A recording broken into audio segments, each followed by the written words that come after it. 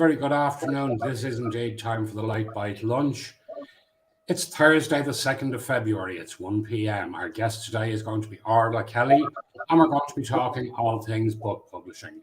So for the next half hour, pull up a seat, grab a cup of coffee, sit back, relax, and enjoy the show.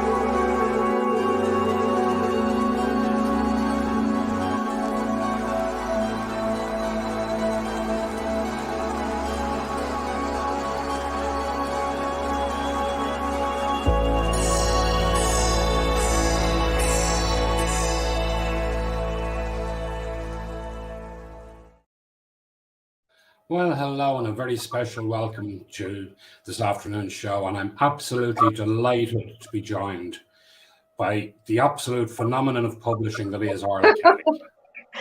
Thank you so much, Rory. Can I go home now? I think that my part is done. Do I need to say any more? Thank you so much. I'm absolutely delighted you could join us, Orla. Before we get into the nitty-gritty of everything we're going to talk about, perhaps you'd first off tell us just a little bit about yourself, your own background, etc. Oh yes, I mean, my goodness, my background is so far from publishing. It's unreal. I actually come from an environmental consultancy background where I would have spent many years working on different environmental projects and contaminated land assessments, air pollution control, everything. And really, I stumbled into publishing totally by accident when I had my kids, because the technical analytical brain served me very well when I was working in consultancy. But when you're, a parent, then you need the creative, expressive, imaginative side of you needs to come out. So I started to really, tell little stories to my kids. And one day they just said to me, "Mom, can you ever print that out for us?" And the light bulb went off in my head. I said, "I can do better than that. I'm going to actually publish it in a book for you." And so I actually taught myself how to publish. And that was many moons ago. And really, I suppose my business idea really was born in 2014, where I said it to somebody and they said, "You could turn that actually into a viable business, either publishing books for other people or teaching them how to publish." So I've been in business with Orla Kelly Publishing since 2014, and I'm loving every moment of it. Absolutely brilliant. I mean, it's lovely to hear a story of somebody who didn't actually know they had a passion for something, and once they found that passion, they run with it, and it just works so well for them. Absolutely, and that's why I'm always saying, I mean, I have my kids now are junior cert and leaving cert, and I don't think really there's very few jobs for life anymore, or that people actually stay on for life. Us as human beings are meant to reinvent ourselves over and over many times and to grow and develop. So really, I always say to people, don't ever stress. If you're not happy with something or want to make changes, you can do so. Yeah, absolutely. So you were talking there about being in the environmental field beforehand. I mean, now more than ever, there must be huge demand in that role. Would you ever consider going back to it, or do you feel you're happy in publishing and that's what you want to do? Do you know, I gained so much experience from working in that area, because I had to represent clients, I had to give expert witness in court, I had to speak at public information days.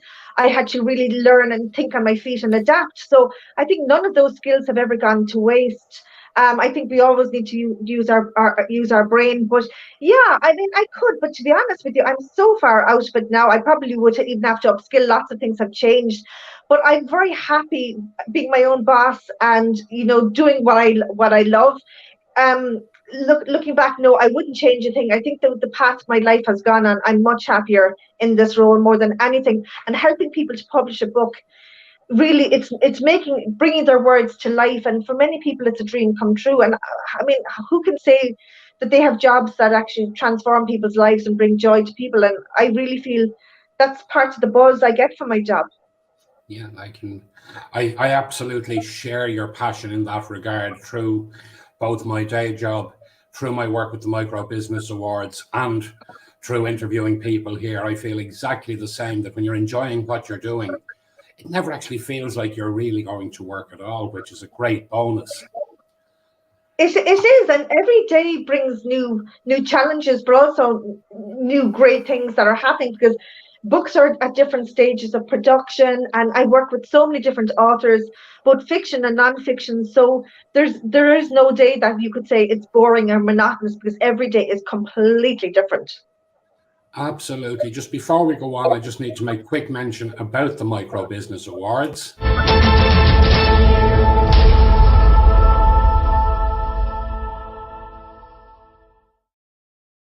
Yes, indeed. The deadline for entering the Micro Business Awards is very, very fast approaching. It was extended and it must close tomorrow evening. That's Friday, the 3rd of February at 5 p.m. And at that stage, all the nominations will be going off to the judges. There has been a huge response this year. There is over 1,000 entries in so far. So I'm just pleased I'm not one of the people that has to sit down and through the judging process. Wow, brilliant. It's a huge panel of judges, so I'm really, really grateful for the work they do. And then, of course, we'll all get together on the 21st of October for the finals, when we will be in the luxurious surroundings of White's Hotel in Wexford. So do get your entries in, do book your tickets for the finals, because I can promise you a very special night. And I can also tell you the trophies were confirmed last week on the designs, and they're nothing like anything we've done before. They are absolutely stunning pieces. So well worth getting your entry in to win this year.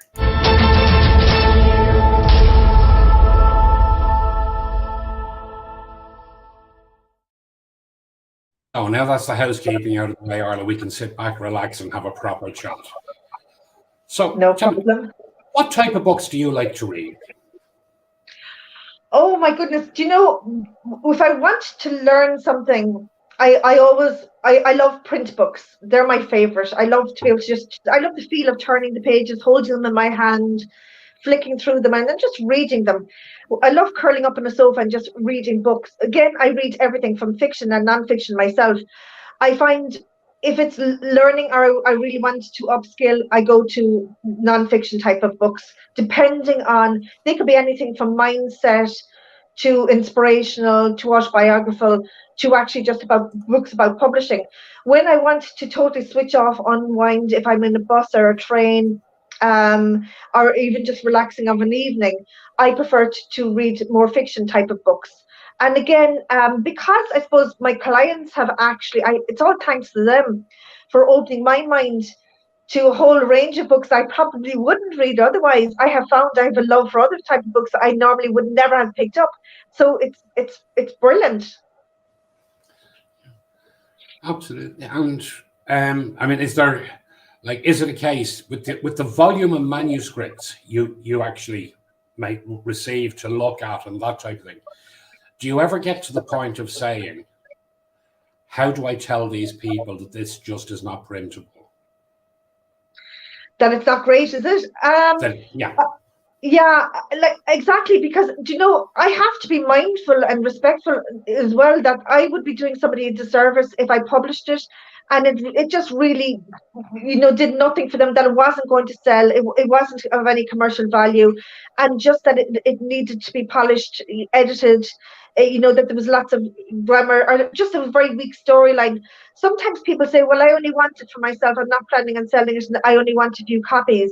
And look, I do work with them to give them the best quality book that I have, you know, without it effectively being published with the whole barcode and book registration, if they just want copies for themselves. Some people might just want books, say, for family members, and just low volume copies, as opposed to it being officially published where people can find it, where it can be found in bookstores or on online bookstores.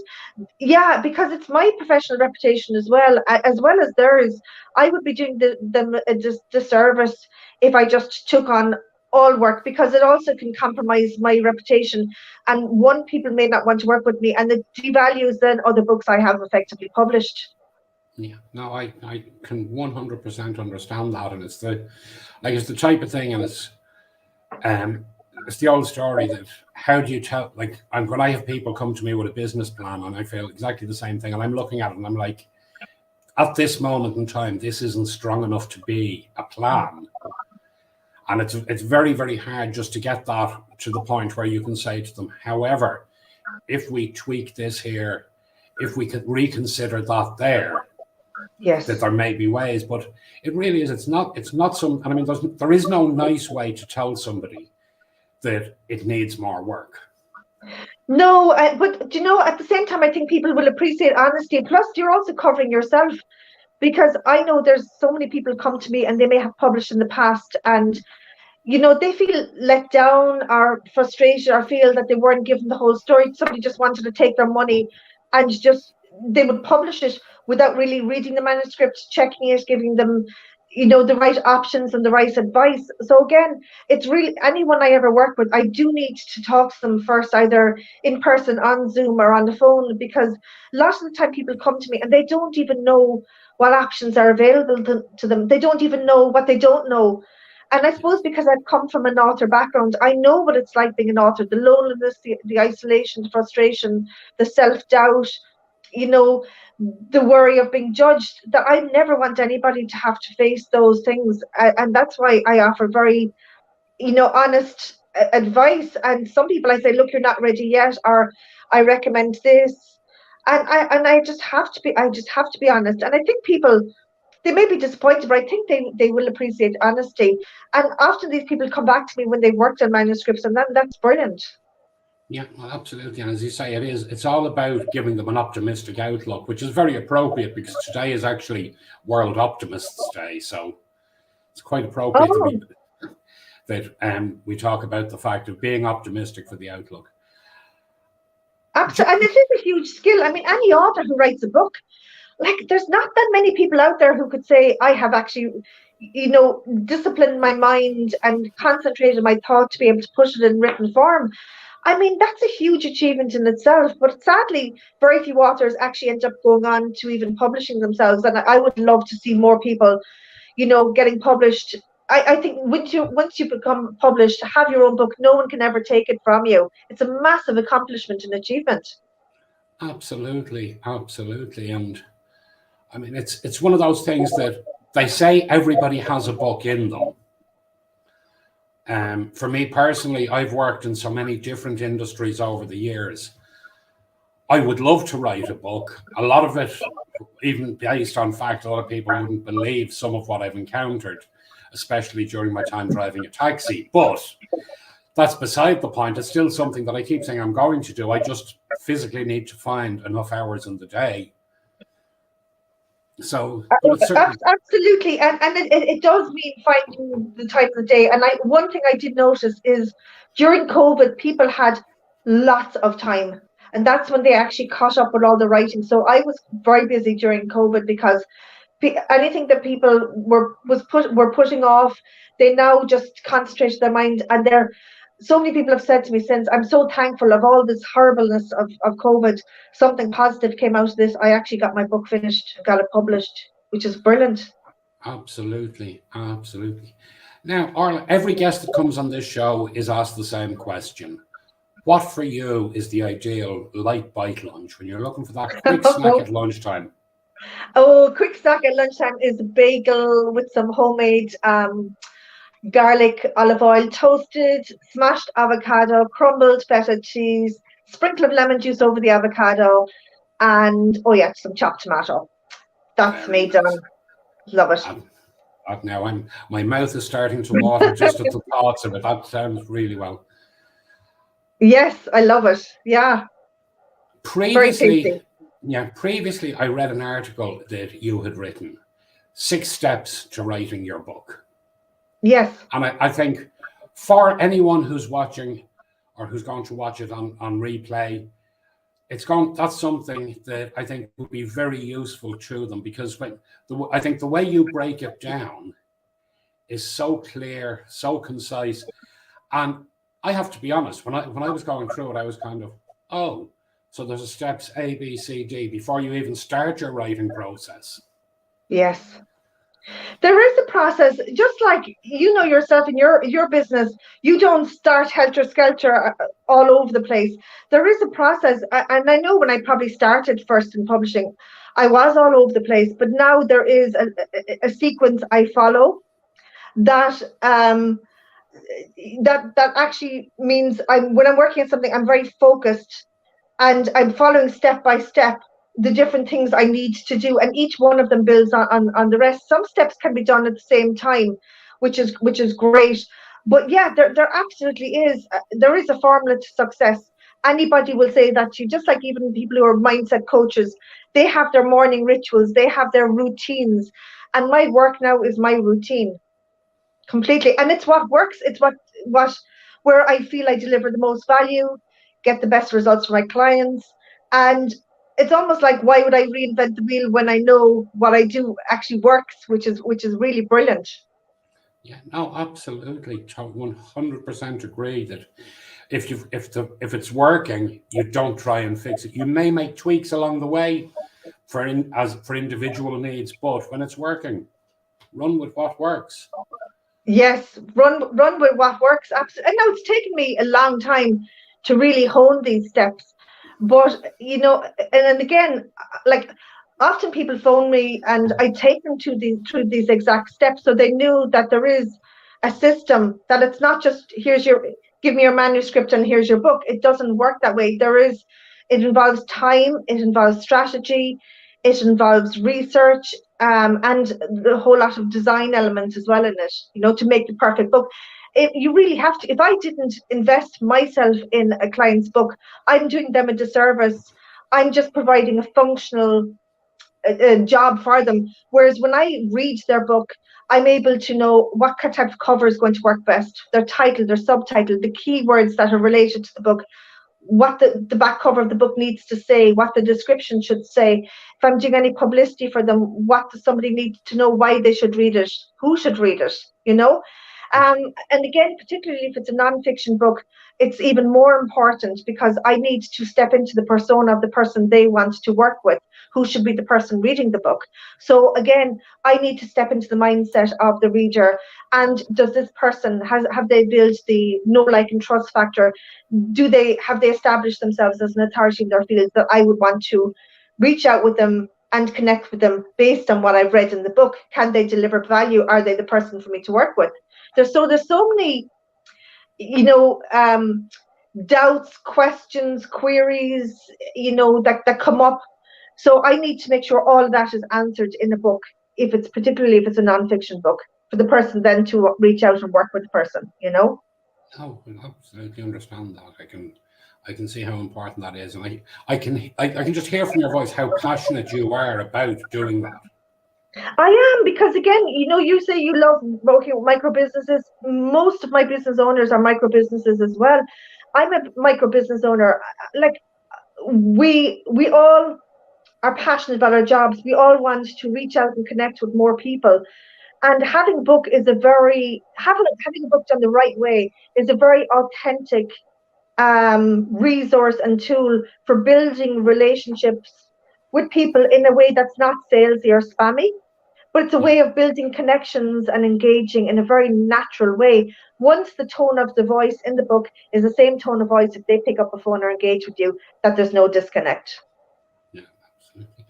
So, as a micro business owner, you probably work 27 hours a day, 9 days in the week. So, Yeah, absolutely. Because I suppose some of my clients are international. So I was on to Canada now last night at 8 p.m. I think I got off the phone off Zoom at 9:15. But then that's okay. I had a few hours off during the day because life happens. I have a family. This is the lifestyle I choose. I'm working for myself. I make it work for me. So I don't.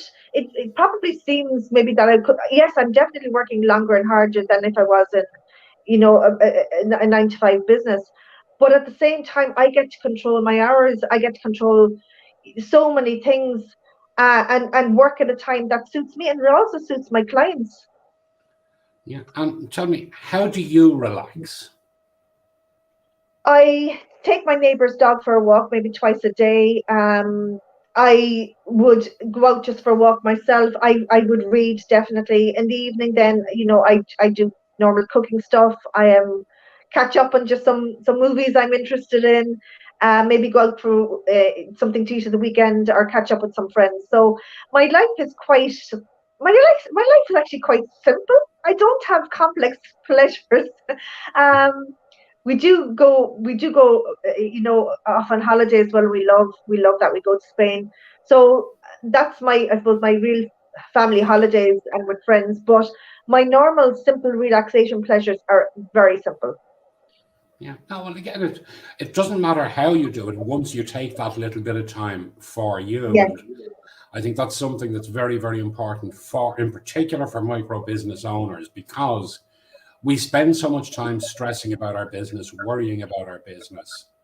yes, And if we don't take that disconnect every so often and just take, even if it's only to say, right, I'm switching off from work for the next hour and I'm just going to have some me time, right? And I think that's like, it's very important to highlight that to business owners, that you don't have to be a machine operating 24 hours a day, 7 days a week.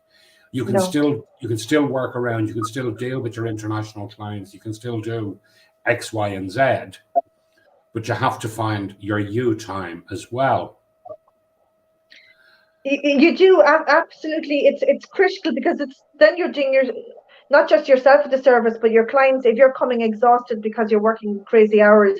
So again, what I find when I'm talking with clients on Zoom, if I'm tired, maybe at the beginning of the call, as soon as I start talking to them and we start engaging, I'm on fire, I'm engaged, I'm alive, I'm not tired. I actually need to wind down, because I'm on such a high when I'm on calls with people, because I'm so passionate about what I do and how I can help them, that I need to then decompress, particularly if it's in the evening, because otherwise I'm just absolutely buzzing. I'm so alive and alert and awake and on fire. Yeah, no, absolutely.